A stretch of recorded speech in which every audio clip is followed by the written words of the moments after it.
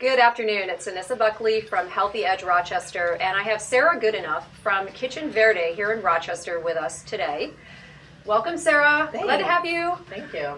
In the new year, we are so excited to hear about Sarah's business.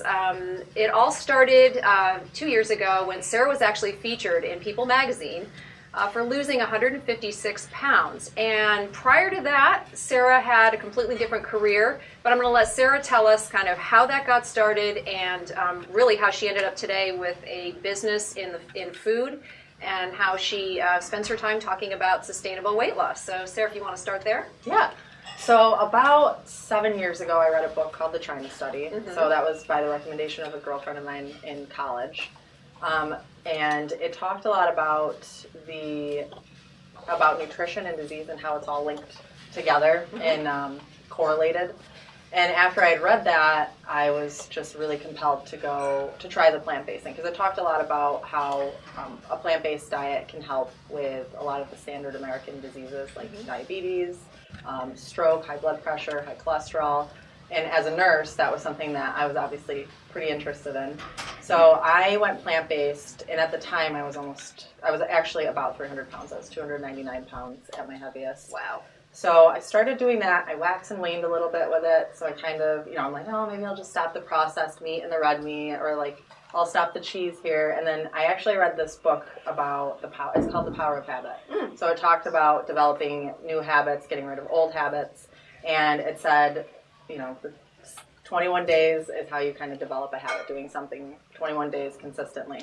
So I decided to go all in for 3 weeks, and if I absolutely hated it, then I could go back to the way it was. If I loved it and I felt great, then I would just sustain it and keep on going. Mm-hmm. And before I did this, I had tried a couple different things. Like I did Weight Watchers, I did Atkins, Advocare, some other different programs that were out there. And to me, nothing was really easily sustainable for me. Mm-hmm. Something has to be super simple, foolproof for me to stick to it. Mm-hmm. So those programs weren't working out for me, and this was kind of a whole overhaul lifestyle change. Mm-hmm. And I thought, well, if I really do like this and it works for me, then this is something I could easily sustain. So after the 3 weeks, I had lost quite a bit of weight, had great energy, and obviously decided to stick with it. So after the first year, I lost about 100 pounds. Wow. And I hadn't incorporated exercise yet. So I had severe asthma at the time when I started. Mm-hmm. I've had asthma my entire life almost, but I was on high doses of steroids. I mean, it was a chore walking up a flight of stairs. So I was kind of afraid to start any working out or cardio because I was just used to it exacerbating the asthma. And then I also was diagnosed with fatty liver disease. Oh my gosh. Prior to reading the China Study. And my doctor told me fatty liver disease is something that's usually diagnosed in 50s, middle-aged adults, and not somebody that was 22. So it had to be directly related. You were 22? Yeah. Wow. Yep. So it had to be directly related to my diet. Yep. So once I ended up reversing the fatty liver disease. So I had a repeat ultrasound and blood work done. Everything had gone back to normal. This is, a year later. Yeah. And my asthma was so much better. I wasn't taking steroids anymore. I was using my inhaler maybe once in a while. Mm-hmm. And then at that point, I started to kind of incorporate exercise a little. And I started, I did CrossFit here actually at Monroe County. CrossFit with some friends that I worked with at Strong.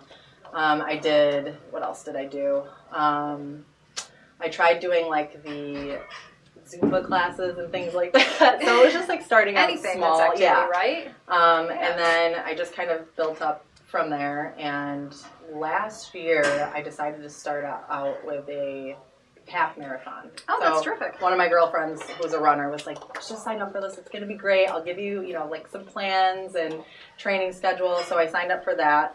And started training and ran the first half marathon last year. It was the Canandaigua half, which, by the way, is really hilly. I was not prepared for that. Your friend did not tell you that. No. When I got done with it, I literally passed out and laid on You the did it. ground. That's terrific. I did. It was cool. So I picked up running. I absolutely love it.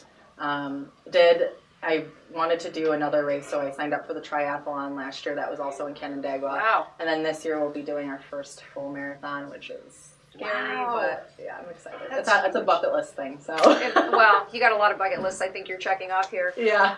So if we go back to when you first started this diet, can you give us an example of kind of what your diet was like beforehand, and then kind of what was hardest for you in adopting a plant-based diet? Yeah, so my diet before consisted of cheeseburgers, ramen noodles, grilled cheese sandwiches. Typical American diet? Pretty much like all the worst things you could think of. Yeah. And I was very sick, obviously unhealthy, I had no energy. When I first transitioned, actually the first week of plant-based, I felt awful. Like I felt low energy levels. Yep. I had like weird stomach pains. I'm like, what is this? Yeah.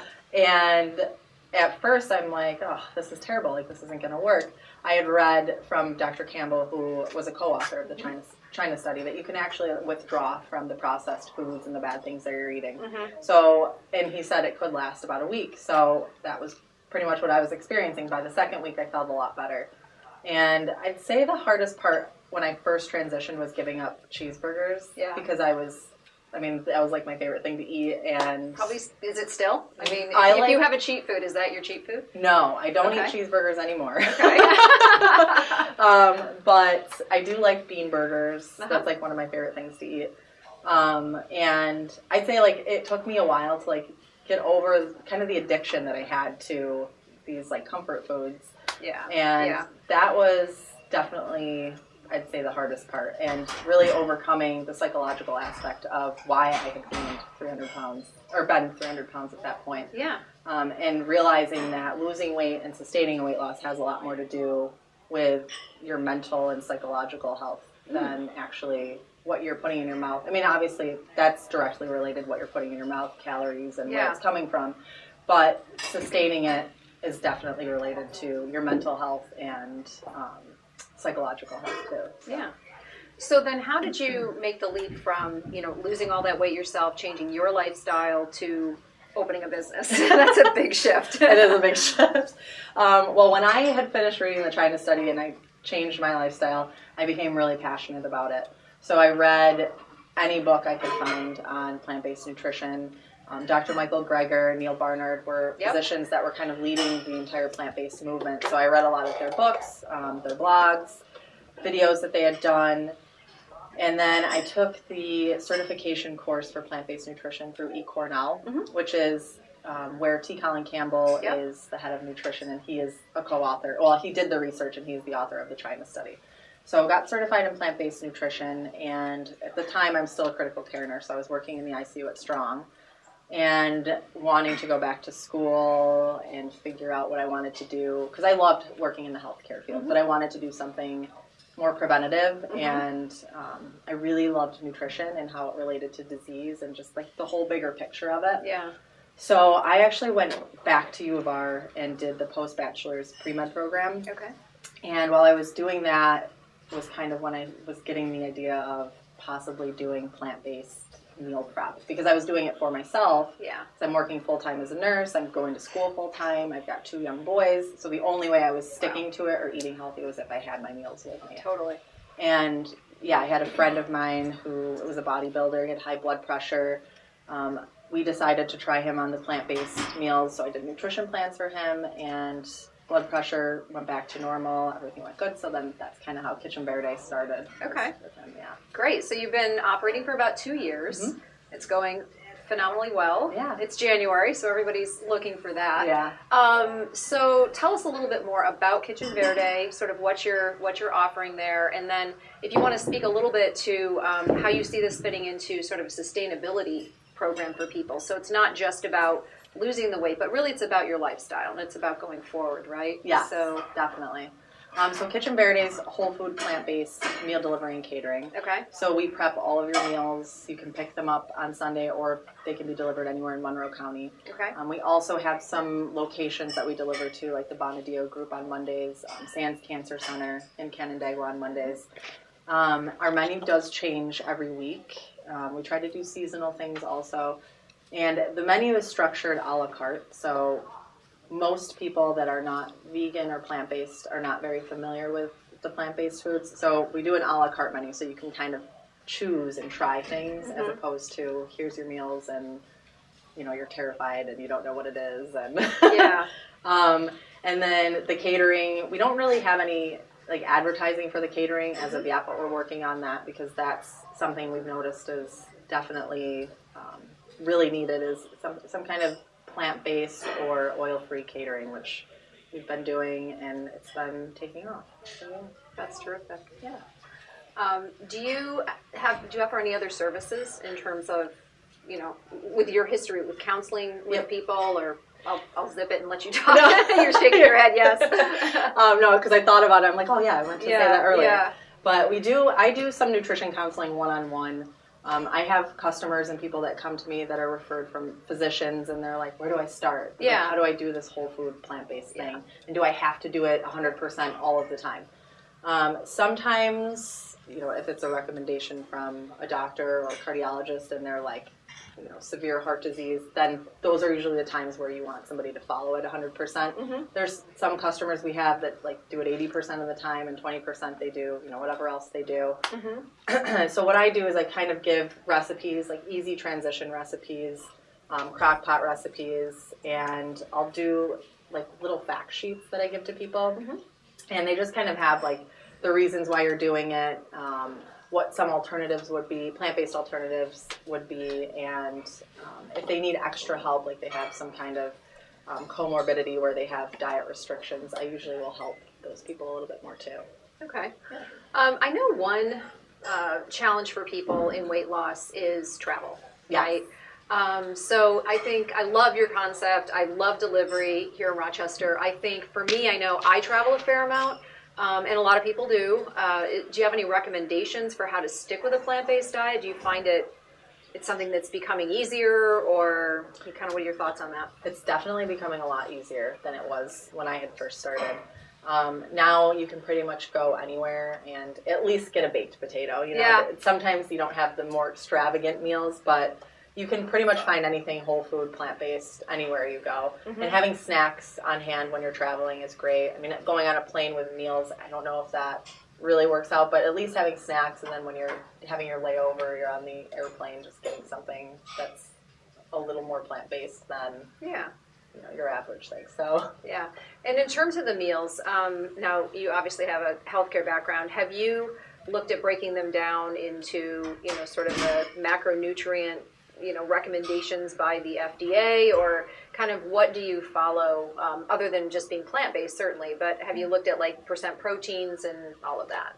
Yeah, so in the Trend study, and if you look more into like whole food plant-based diet, they follow a diet that is 80% complex carbohydrates, 10% fat, 10% protein. Okay. So it's a little different than your average like FDA recommendations for your average diet, but what we do is we put all of our recipes into a program and make sure that, because we like to do the 500 calories, mainly because that's going to be a meal that's really going to fill you up. It's enough to kind of bring in all of the whole foods from, beans, legumes, your leafy greens, your complex carb. And we keep fats under 10 grams, which is about 10%. And then carbs are always obviously the 80%, like I said, and then 10% protein. So, yeah. That makes sense.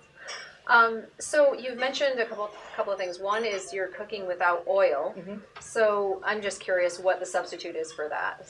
So it seems like I know, oil. Everyone's like, thing. I don't know. Yeah, how do you do that? We use either water or a homemade vegetable broth. So we do an in-house vegetable broth. Every week we use scraps from the vegetables that it's just kind of like reusing things, and you saute with the vegetable broth, which sounds really strange, but there's definitely like a science behind it, and there's a method to it, because if you put too much broth in, and when you're sauteing, you're essentially steaming it.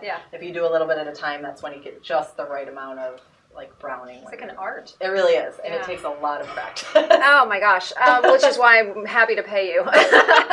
I'm Anissa Buckley with Healthy Edge Rochester. I'm here with Sarah Goodenough from Kitchen Verde. We're going to take a break, and we'll be right back with you in a few minutes.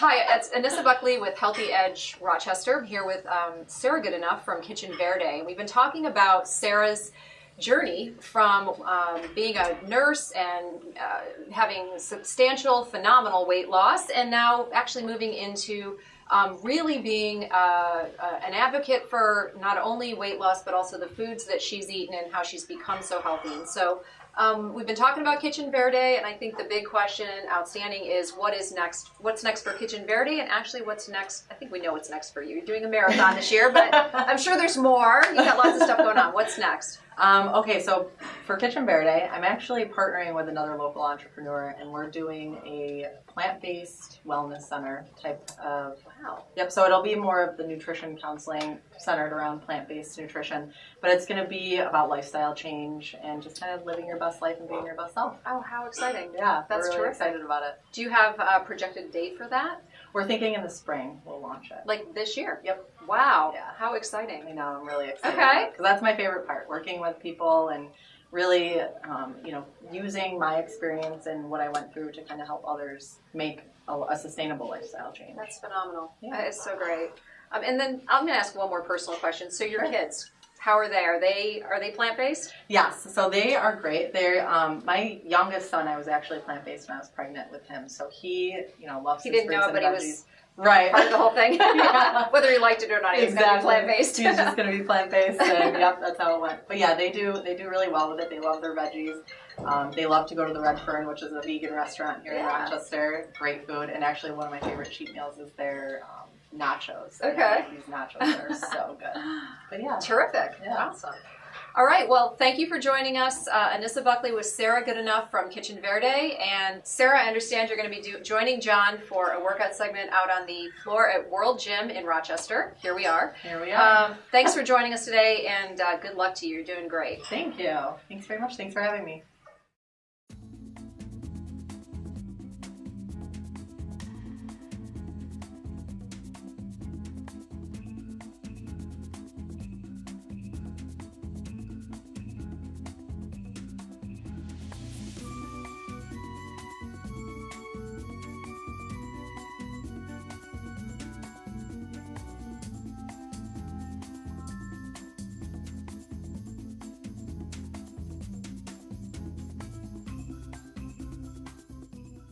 All right. I am John H., in case you didn't know me.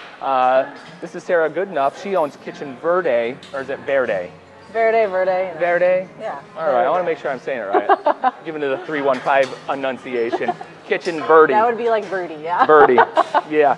I love them 315ers. But I love the 315ers. I am one, so. My summer's there. Anyway, Sarah's going to run, if you didn't know it already, she's going to run a marathon. Are you running the Rochester? No, it's actually Bhutan, Thailand. Bhutan, Thailand. The Sisters Marathon Initiative. What? Tell us a little bit about that. Yes. So when I did the People magazine article last year, they actually reached out to me through Kitchen Verde and said, hey, we'd love to sponsor you to go do this marathon. Mm-hmm. It's in Bhutan.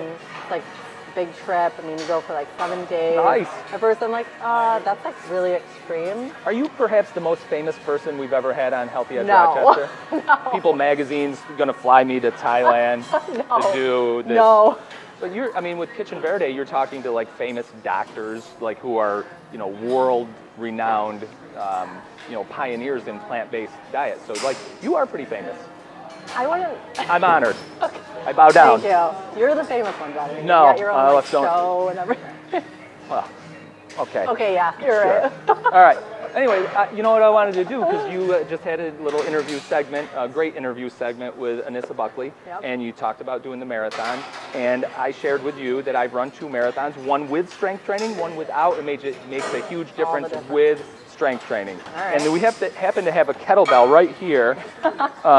This is it's a 30-pound kettlebell. But boy. You lift some weights. Yeah. You lift with Liz Bordenero. I do. Down at No Limits. At No Limits, and she is a badass woman. She really and she probably puts it on you pretty hard. My legs still hurt from Monday. Okay. Well, I was going to have you do some waiter lunges.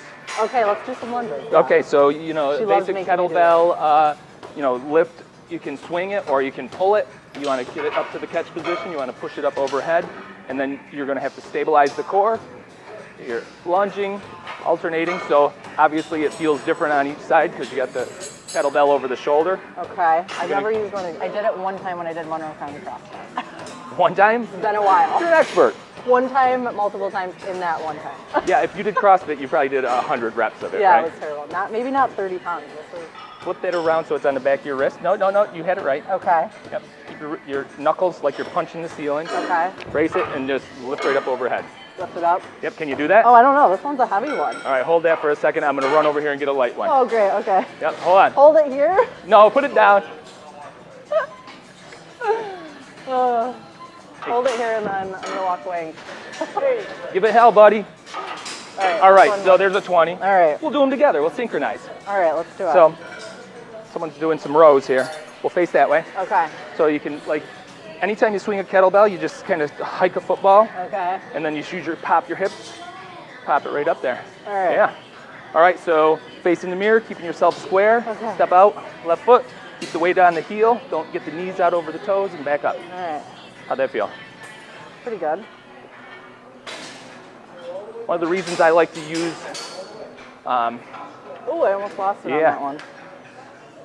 you want to kind of put your core in a position where it's unstable, where it's not balanced, right? Right. Because when you're running, you're going to challenge your core in ways that you can't even anticipate.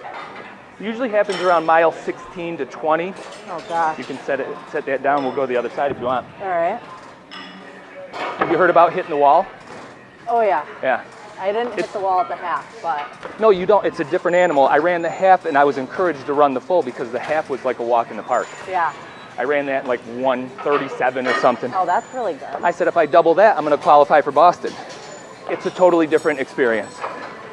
So, all right, same thing on this side. Out Ooh. and back. Yeah. Out and back. I want to put in a plug for a challenge that I'm doing right here. It's a 10,000 kettlebell swing challenge. No, I'm going to show you how to do a kettlebell swing. Yeah, I was just going to ask you. I want to know how to do that. Yep. I'm going to show you as far as I know how to do it. There's people who are better at it than me. What I do is I'm doing 500 kettlebell swings 5 days a week for 4 weeks. So that's 20 workouts. It'll be 10,000 kettlebell swings. That's a lot. Oh, it's a lot. So what I do is I put a live video on my phone, like Facebook Live, and I ask people to critique me so I can get better. Oh. It actually works because Yeah, people it does. tell me, oh, you need to pop your hips more, you need to keep your shoulders back and down. Basically, you're moving this weight, even though you're holding it with your arms, you're using your hips. Okay. So you'll appreciate this at mile 16 to 20 when your form wants to break down. People don't realize the value of strength training, the hips, the core, because once you lose that, it takes more energy to motor down the road. So you can kind of get it started with your thigh, create some momentum, and you're hiking it, and it's a hinge. So you throw your hips back, and then you pop them underneath. Boom. So don't straighten my... You can have a little slack in your arms, or you can hold it out straight. Don't just arm it though. The arms are just hooks. Okay. Right? So I set my shoulders back because I'll find them coming forward like this, and loosen up my traps, Okay. and then hike and snap. And you should reach, like, be able to take your hands off the bell. You're doing it right. Am I? Let's see. It's all right. Yeah. Don't be afraid to like hinge it out. Okay, hinge it out. I actually find myself like consciously pushing my hips back. So I'm pushing them back and I'm popping it up. Pushing them back, popping it up. You got it. How's that feel? Easy? Good, yeah. Well, Here, let's trade bells. Take this I knew 30. you were going to do that. Just like this. Well, once you get the form down, So the the form was weight good. is almost inconsequential because you're using your powerful muscles here and you're just popping it, boom. So the arms just kind of happen. Okay. All right? You got it.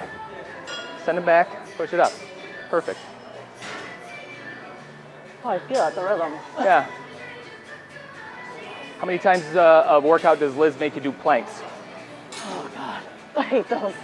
Planks are very valuable in your training. Are we going to do those? How many miles a week are you running right now? Right now, not very You're much. good. Let that go. No? No. You got to get going with this. Build your base, right? I know. I sprained my ankle back in October. Okay. Bad sprain. So I've been working with my chiropractor. So Uh-huh. I'm just starting training again. But I'm doing the strength mostly. easing my way back into the miles. Gotcha. Don't want to like. How about Pilates? Do you like Pilates? I actually have never done Pilates. No? No. I'm going to show you a couple moves. So let's do, we'll look at your plank. Okay. We'll do a couple Pilates moves, and then we're going to end this segment because we gotta get out of here. All right. I'm going to grab a couple mats. Okay. All right, so what we're going to do is we're going to bring our feet in, put them flat, so your knees are about a 90-degree angle. You're going to put your palms down, rotate your shoulders back a little so you're not straining up through the neck. Just let your, going to put your upper body stress through the triceps a little bit. And then what you're going to do is you're going to try to roll up one vertebrae at a time, like your spine is a bicycle chain being pulled up from bottom to top. So it kind of looks like this, kind of scoops down, comes up. You're squeezing the glutes, you're activating the hamstrings, pushing the heels into the floor. And then now you're going to try to start at the top and roll it down one vertebrae at a time. And then like scoop yoga. it up. Yeah. Yep. So Pilates is like controlled movement, I'm assuming, right? It is, and it's working. We have like these smaller muscles that underlie the larger muscles in a lot of cases. Shoulders, abs, hips. When we're just powering through heavy duty lifts, like when you're doing that weighted hip thrust, you're hitting the big ones. The little ones are just kind of getting dominated. They're not as incorporated as much. Okay. Pilates is a nuanced thing that kind of makes you think of those. So I was told by my Pilates instructor, Ethan Richardson, he says, think of your abs as a bowl of milk. So when you're lifting up, you're trying to not spill that, and then you're just kind of dumping it back toward yourself. And then when you come down, you're starting between your shoulder blades, pushing that spine into the floor. Now, things that I try to focus on once I get that movement, I don't let my legs splay out. I just kind of drive those hips even, or the heels evenly, so the hips come up steady. And I try to get a little higher each time, and then down. And then what we can do is we can do leg raises. I'll raise one. You're just touching the toe, though, when you go down. The other. Now take the left back down and the right back down. Then go to the other side. Left, right, right, left. Holding the abs in. Right, left, left, right, and then one more on the other side. Still scooping that, holding that milk in that hollowed out space. Now let's do both at the same time. Up, and then slowly down. Just touch the toes and back up. I feel my neck getting strained. I just kind of relax that. Okay. There you go. Definitely feeling it. Yeah, you're just getting that core, you know, you're really strengthening it up. I'm going to have you like face me like this, and then I'm going to get out of your way. I'm going to show you what we're going to do, and then I'm going to get out of the way so you can do it. Okay. You're going to stack your hips. You're going to you're going to push your heel up 5 times. We can do this while we're facing each other. You can do 5 to 8 reps of these. Now I'm going to show you, hold on a second, and then I'm going to get out of your way. You're going to keep that foot flexed. Bring it forward as far as you can and keeping the hips stacked, and then you're going to take it back through, point the toe. Try not to open up and take it back as far as you can. Okay. So. Bring it here as far as you can, yep. And then take it back. Don't try to counterbalance with your upper body. You try to keep that in a nice straight line with your bottom leg. Yep, there you go. Point the toe toward me, there you go. Kick me. Oh, you got a good range of motion. Take it back. I like to do this as a warm-up for my weightlifting. Okay. So I got bad SI joints in the low back here. This warms them up good. There you go. The back that gets you. Yeah, you want to flip over and do it on the other side just to balance you out. All right. And then I'll just we'll roll into a plank, and then we're going to end this segment. Okay. So. But don't, in your heavy duty weight training, you got it. And then swing it back and point the toe back here as far as you can. You got it. And keep the hips stacked. Don't forget, little things mean a lot. And I know myself, when I get to the end of my strength training, I always go, I'll do abs later. Don't do that. Not if you're running a marathon. Especially, with running, I've known or learned that core is like huge. Yeah, posture muscles are important too. I mean, those shoulders will come forward. I actually hurt my rotator cuff running the second marathon. Really? Because my arms just pounded down. And How do you like hold your arms when you're running? I kind of keep them bent, and not like a sprint, but and hands open, right? Yeah, you're supposed to kind of let it just kind of relax. Some people say that anyway. The program I was following wanted you to just kind of keep it relaxed. So you didn't get too much tension. That's good. Okay. All right, let's do a plank off. Ready? Oh gosh. Are you an elbow or a hands planker? Elbow. Elbow? Yeah. All right, let's go. Which one's the easier one? Is it the elbow or the hand? Depends. Some people have like their wrists get a little sore from holding it up there, so elbows work. I think the elbow's actually kind of harder. All right, let's do hands. All right, let's go hands. Or no, let's do Elbows? elbow. Yeah. All right, so keep your shoulders back. I like to pretend that my head's on a string and going out toward here so I don't get all rounded up. Draw my abs in, drop my hips down. I don't want to sag, but I want to be nice and straight. It's like I'm looking over the edge of a building. Ooh. I love planks. Yeah, they're not too bad. No, it's good. After the first, minute, then it gets a little harder. Well, if you want, you can try to, be active in your plank. I'm pushing my heels back toward the back mirror, stretching my head out to the front mirror, drawing my abs in, engaging the hips. I squeeze my quads together. Shoulders are back. I'm activating my chest. I like to get as much mileage out of my plank as possible. You give up yet? I'm getting there. Hold on a second. Don't give up. I'm going to fix you a little bit. Okay. Bring your legs up just a little bit. Woo. Oh, come on now. I know. All right. Yep, so I want you to put your legs together, squeeze your thighs together, like, there you go. Now pull your hips up a little bit, stick your butt to the air, draw your abs in. That's the plank position I want you to hold. Now get long through your head and your heels for 10, 9, 8, 7, hold it up, 6, 5, 4, 3, 2, 1. Oh. All right. You're almost ready for your marathon. Almost. All right, there it is. A few more times of this. Just a couple. I'm John H. That's Sarah Goodenough of Kitchen Verde, or as we say out in 315 country, Kitchen Verde. We have people named Verde out there. Do you? Yeah.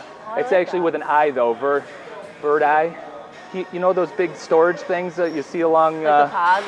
Yeah. Yeah. That's Verde. He's in Montezuma, New York, Wait, my yeah, hometown. I've seen that name.